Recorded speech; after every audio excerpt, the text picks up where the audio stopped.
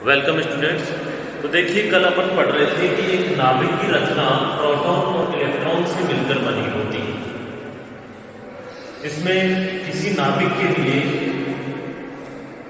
जैसे नाभिक है अपना जेड परमाणु क्रमांक और ए द्रव्यमान संख्या का कोई नाभिक है, तो जेड प्रोटॉन होंगे और ए माइनस जेड न्यूट्रॉन्स होंगे, इलेक्ट्रॉन्स होंगे। इस परिकल्पना को हाइजेनबर्ग ने अपने अनिश्चितता सिद्धांत के आधार पर हाइजेनबर्ग ने यह सिद्ध किया कि इलेक्ट्रॉन जो होते हैं, इस सिद्धांत से इसकी एनर्जी 20 मेगा इलेक्ट्रोवोल्ट के लगभग प्राप्त हो रही है। लेकिन बीटा क्षेत्र योगों से प्राप्त जो इलेक्ट्रॉन्स होते हैं, उनकी एनर्जी 4 से 5 मेगा इलेक्ट्रोवोल्ट के समथिंग ही होती है। इसलिए अपन कह सकते हैं कि इन इलेक्ट्रॉनों की नाभिक में उपस्थिति असंभव है। इसके बाद वैज्ञानिकों ने, जैसे कि न्यूट्रॉन की खोज हुई, जेम्स चैडविक ने न्यूट्रॉन की खोज की थी, तो न्यूट्रॉन की खोज होने के बाद में वैज्ञानिकों ने एक परिकल्पना दी, जिसे प्रोटॉन न्यूट्रॉन परिकल्पना कहा। इसके बारे में कुछ पढ़ेंगे अपन थोड़ा बहुत। यानी कि प्रोटॉन और न्यूट्रॉन परिकल्पना, जैसे कि जेम्स चैडविक ने न्यूट्रॉन की खोज की, तो उन्होंने यह पाया कि एक नाभिक के लिए जेड प्रोटॉन होते हैं और A minus Z equal to neutron होते हैं। ए माइनस जेड के बराबर क्या होते हैं? न्यूट्रॉन होते हैं। और उन्होंने वहां पर नाइट्रोजन नाभिक का एग्जाम्पल दिया 7n14 का। उन्होंने कहा कि इस नाइट्रोजन नाभिक के अंदर जो जेड है 7 प्रोटॉन है और 14 माइनस 7 इक्वल टू 7 न्यूट्रॉन, अर्थात दोनों ही विषम संख्या में है। क्या क्या? जो ए माइनस जेड न्यूट्रॉन और प्रोटॉन दोनों ही क्या है? विषम संख्याओं में है। अर्थात किसी नाभिक में जितने प्रोटॉन होंगे उतने ही क्या होने चाहिए? अगर न्यूट्रॉन्स हैं तो उस नाभिक में नाभिकीय आकर्षण बल का मान भी अत्यधिक पाया गया। तो प्रोटॉन न्यूट्रॉन आप लिखोगे कि जेम्स चैडविक की न्यूट्रॉन की खोज के बाद यह सिद्ध हुआ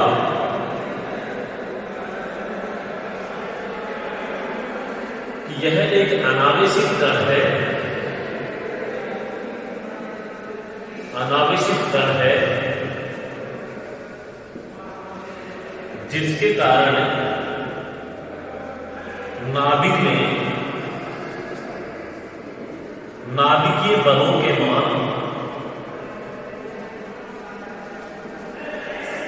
मान में वृद्धि होती। अर्थात एक नाभिक प्रोटॉन न्यूट्रॉन से मिलकर ही बना होता।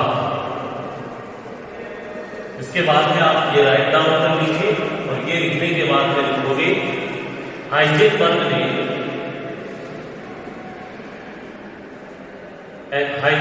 के अनिश्चितता सिद्धांत के अनुसार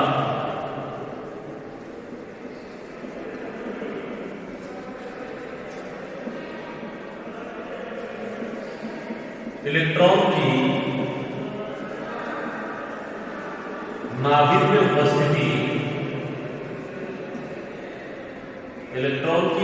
उपस्थिति असंभव है। अर्थात एक नाभिक प्रोटॉन न्यूट्रॉन से मिलकर बना होता। एक नाभिक प्रोटॉन न्यूट्रॉन से मिलकर बना होता है। इस परिकल्पना की पुष्टि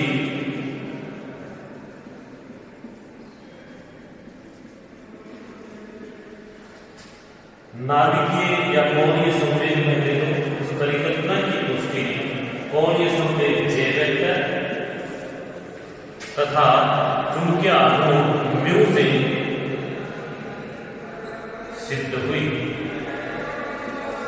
ये छोटी सी परिकल्पना आप लिखोगे, प्रोटॉन न्यूट्रॉन परिकल्पना।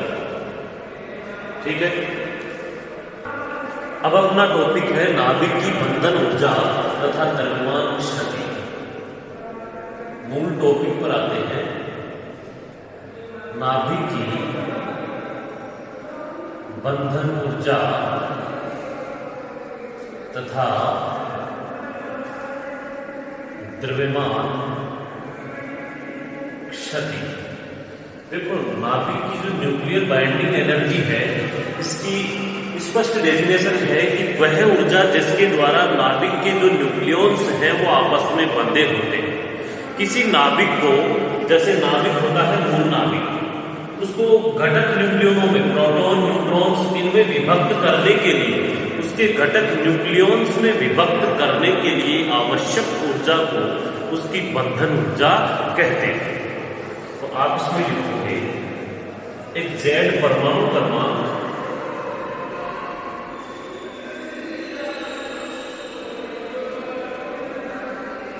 तथा कैपिटल A द्रव्यमान संख्या वाले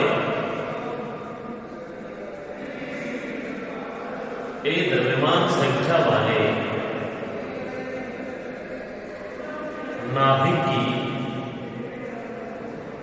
बंधन ऊर्जा B ऑफ AZ। देखो, बंधन ऊर्जा को प्रदर्शित करने का तरीका है बंधन ऊर्जा ऑफ AZ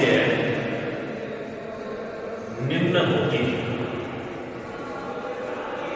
देखो, बंधन ऊर्जा B ऑफ AZ ऊर्जा है, एक एनर्जी का पार्ट है। क्या है? एनर्जी का पार्ट है। तो अपन इक्वल टू mc² समीकरण से इसकी व्याख्या करते हैं। किससे? इक्वल टू mc² से। ये भी लिखवा देंगे आगे।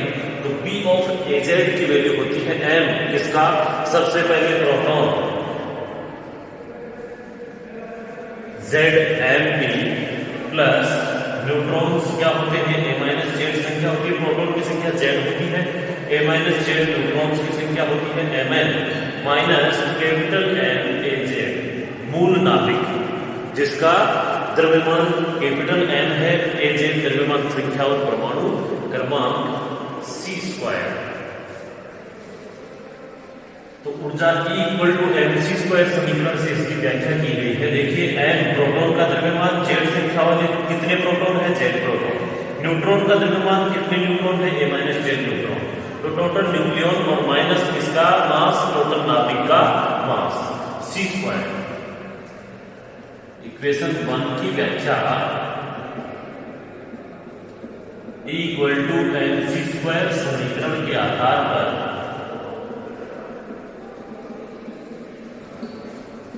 की गई है, जहां c इक्वल टू 3×10⁸ मीटर प्रति सेकेंड प्रकाश का वेग है। ओके, अब देखिए और भी चीजें लिख लो। MP, Mn और MAZ क्रमशः लिखोगे, जहां MP, Mn, MAZ क्रमशः प्रोटॉन, न्यूट्रॉन तथा मूल नाभिक का द्रव्यमान है। मूल नाभिक का द्रव्यमान है। बंधन ऊर्जा एक नाभिक को उसके घटक न्यूक्लियॉन्स में विभक्त करने के लिए आवश्यक है। इतनी ऊर्जा हो तो ये घटक न्यूक्लियॉन्स में क्या हो गए? विभक्त हो गए। तो इसकी फर्स्ट डेफिनेशन लिखोगे, किसी नाभिक को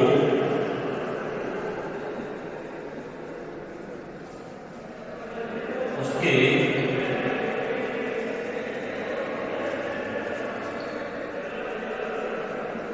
घटक न्यूक्लियॉन में विभक्त यानी बांटने, विभक्त करने के लिए नाभिक को उसके घटक न्यूक्लियॉन में विभक्त करने के लिए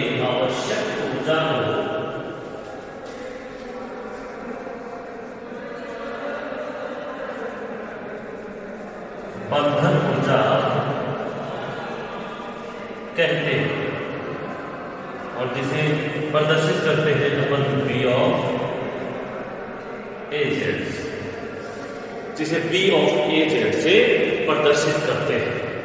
जैसे अपन लिखेंगे कि जेड प्रोटॉन और ए माइनस जेड न्यूट्रॉन्स को अनंत से लाकर किसी एक नाभिक एम ए जेड की रचना की जाए तो उसको विभक्त कर हुए नाभिकों को जोड़ने के लिए बी ऑफ जेड बंधन ऊर्जा की आवश्यकता होती है। बी ऑफ ए जेड जो भी है तो लिखोगे आप, यदि सेकेंड डेफिनेशन, यदि जेड प्रोटॉन व ए माइनस जेड न्यूट्रॉनों को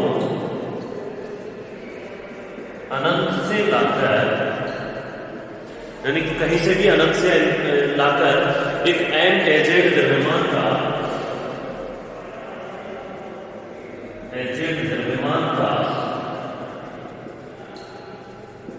मूल नाभिक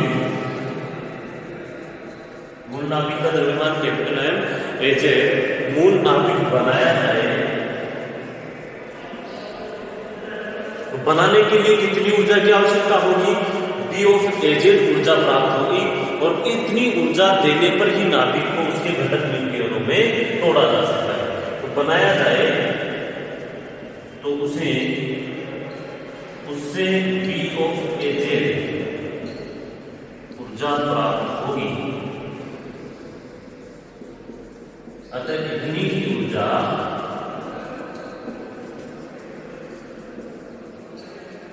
उनको विभक्त करने के लिए आवश्यक होती है। उतनी ही ऊर्जा उनको विभक्त करने के लिए आवश्यक होती है, इसे बंधन ऊर्जा कहते हैं।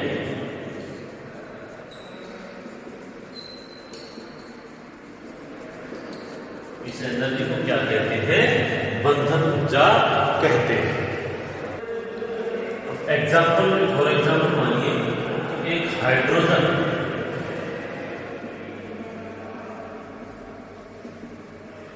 नाभिक का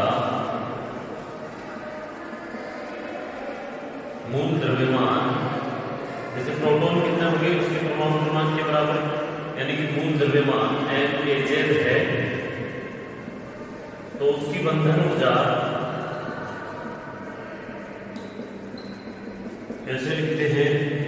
B of A Z equal to hydrogen के लिए Z M H plus A minus Z M N minus M A Z, ऐसे लिख सकते हो, ऐसे लिख दो सी स्क्वायर। एक हाइड्रोजन नाभिक की बंधन ऊर्जा हो गई, ठीक है। अब देखिए एक स्थायी नाभिक की जो बंधन ऊर्जा होती है वो धनात्मक होती है। एरो लगा के पॉइंट लिख लेना। एक स्थायी नाभिक की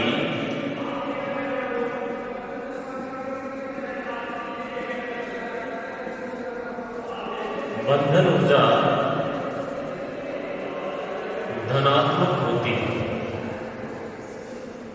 देखो मेगा इलेक्ट्रोड और एएमयू में अगर इस बंधन ऊर्जा की गणना करनी हो तो हम जानते हैं ये द्रव्यमान में हमने पढ़ा है क्या होता है, 1 AMU के बराबर क्या होता है? 931.5 मेगा इलेक्ट्रोवोल्ट। क्या होता है? 931.5 मेगा इलेक्ट्रोवोल्ट। तो इन नाभिकों की जो द्रव्यमान की आंशिक जो गणना बंधन ऊर्जा की कह सकते हो कि जो आंशिक गणना है वो कैसे करोगे कि अपने पास में Z M B minus A plus A minus Z M N minus जो एम ए जेड है वो कितना हो सकता है? मूल नाभिक का द्रव्यमान अंतर उसके न्यूक्लियॉन्स का घटक न्यूक्लियॉन्स का द्रव्यमान, इसे क्या कहते हैं? Del M. ठीक है, यानी कि मूल नाभिक और घटक न्यूक्लियॉन के नाभिक का जो अंतर है उसे क्या कहते हैं अपन? Del M. तो इसका मान अगर बंधन ऊर्जा का आप ज्ञात करोगे बी ऑफ ए जेड तो कितना होगा? Del M into 931.5 mega electronvolt पर ए एम। नाभिक का जो बंधन ऊर्जा का मान है मेगा इलेक्ट्रोवोल्ट पर ए एम यू के अंदर। ठीक है, ये वैल्यू अपने को प्राप्त हो सकती है। आगे पढ़ेंगे अपन द्रव्यमान क्षति।